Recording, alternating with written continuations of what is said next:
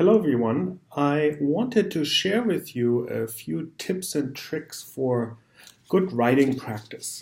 I would be amiss if I wouldn't quote one of the most important moral philosophers of the past, Friedrich Nietzsche, who said, "Good writers have two things in common.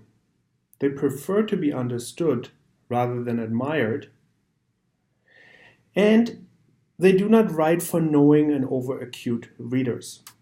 So there are really some takeaway points here. And the first one is good writing is not like a suspense movie like Hitchcock, where you kind of let the reader hanging in what is really the key argument.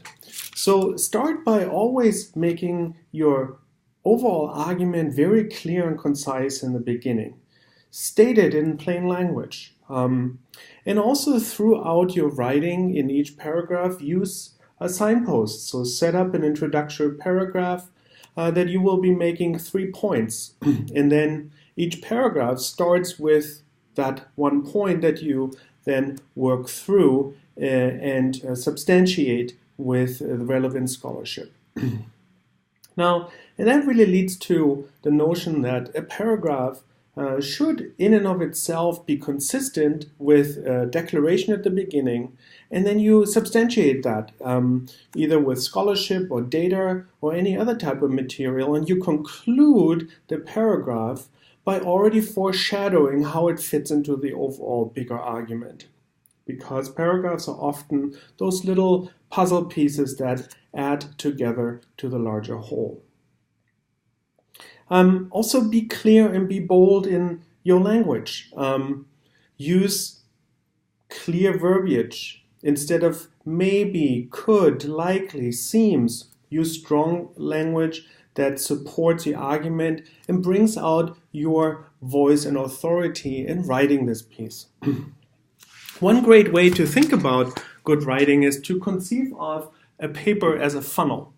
And you begin with your big picture, and you make your key theses, and then you make your key points in your paragraphs, and you conclude towards that big point. And then you have a choice. You can either talk about how this now relates to a larger phenomenon, a larger issue, and how your specific focus paper has supported this. The other option is to really conclude and to filter it back to the key point that you had made initially. That's really a choice, and it also depends on the paper at hand. So think of it this way. You want to be understood by your reader, not admired, as Nietzsche said. And you also want to write in such a way that helps the reader follow your train of thought. So making assumptions about what the reader knows and doesn't know, always err on the side of the reader will not know, so I better outline it. I better explain it briefly.